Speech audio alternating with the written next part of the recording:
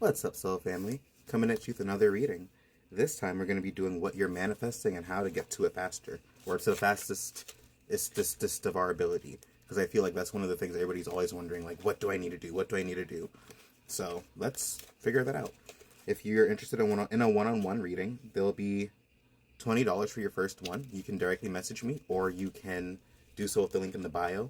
You can ask as many questions as you want during that time frame, or I can pull and see what comes out. And if it doesn't resonate, then I'll simply refund you. Now, that being said, let's jump right in.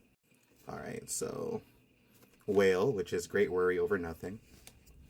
We have skull, which is hidden secrets can harm you. We have forest, which is muddled, unclear thinking. And then we have table, with hard work ahead. And last but not least, in February. It's actually my birth month. I'm 222, funny enough.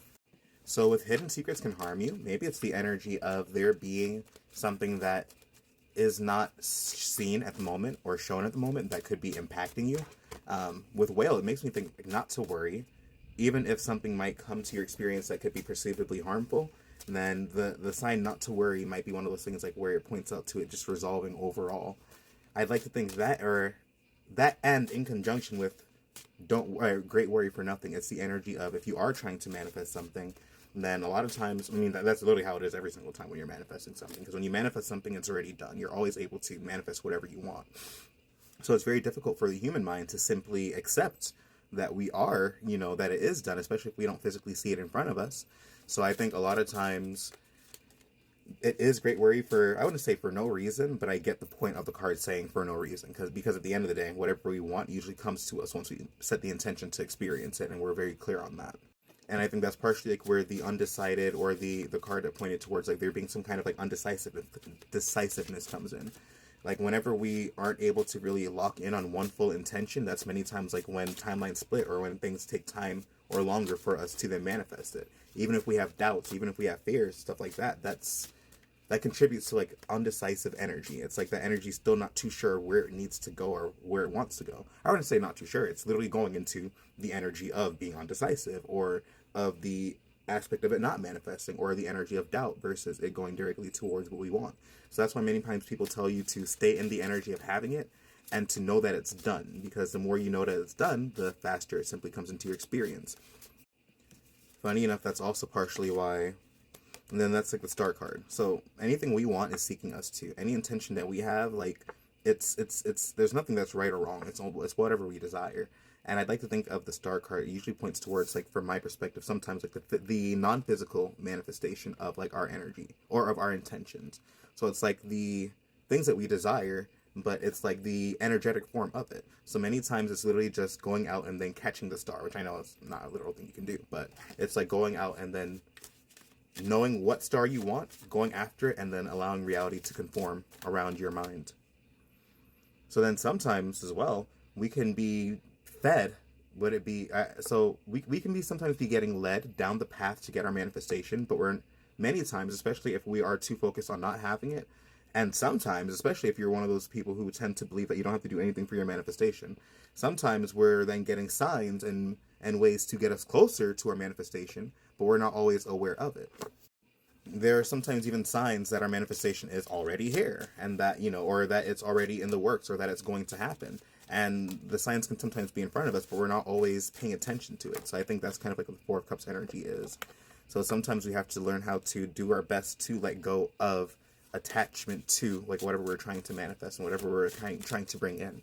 And it's not, again, to say you don't want it, or it's not important to your experience, but then when you're too attached to it, it's like your mind is so focused on it, it doesn't allow it to necessarily move the way that we would prefer it to. So that's part of the reason why I remember, like, in Avatar, before he got to the Avatar state, one of the things he had to do was like learn how to let go of Katara, and that seemed very counterproductive to him, because he's like, well, I love Katara, like, why would I ever do that? But because of the fact that he was too attached to Katara, it wouldn't allow him to then be empowered enough to then take care or and protect her.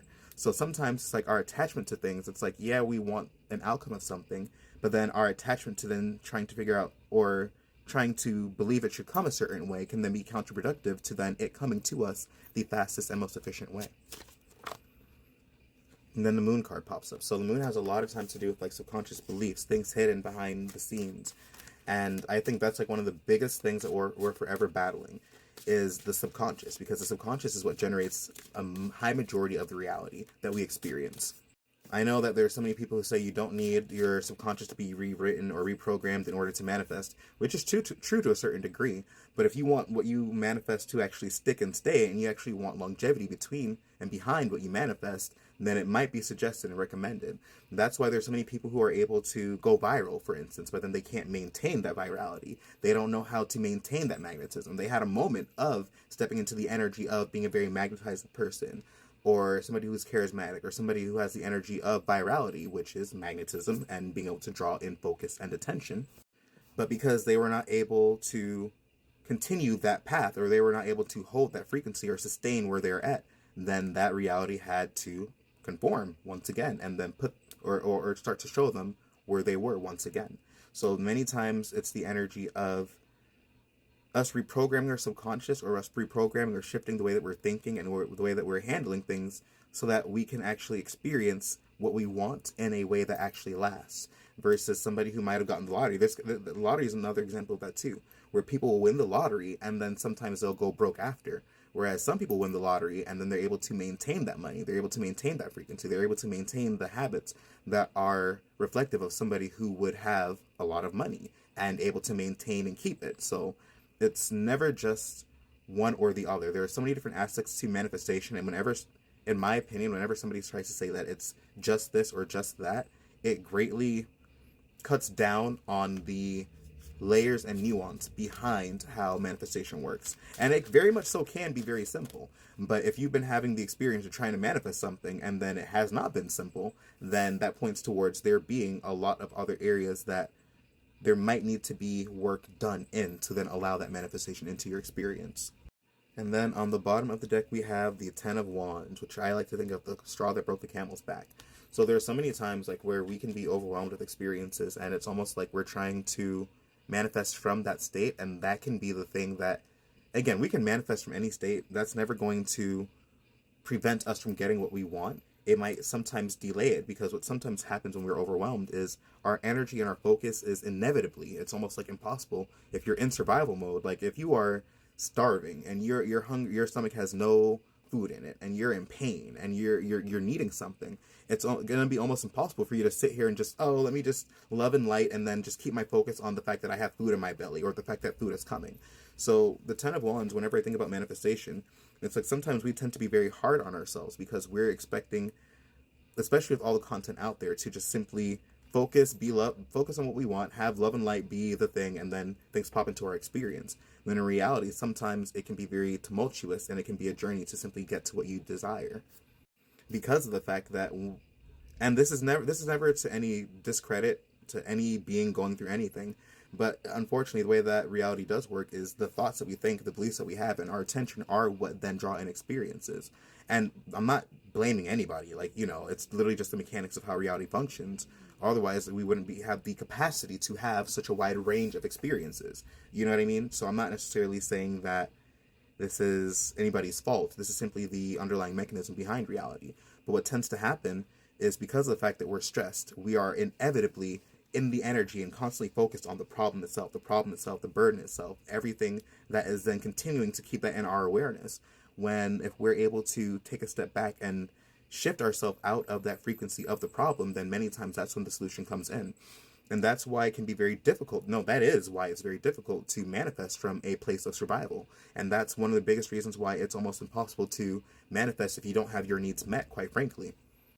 And that then goes into our other aspects of spirituality, like how energy can be balanced, or chakras can be balanced, and how we need to have different parts of our chakras being aligned, and blah, blah, blah. But it all goes hand in hand with when we are able to be, or at the very least, feel and conduct ourselves in a safe way, or in a way that we know and we feel safe and we feel okay, then that then allows things to pop into our experience faster. But when we're struggling, when we're under the weight of all the circumstances, then sometimes manifestations can be a little bit difficult. So the biggest goal is to always do our best to simply keep moving in whatever capacity that we can. And over time, the manifestation has to come, even if it's over time, even if it's not exactly when we want it. But peace and blessings, and I hope you guys have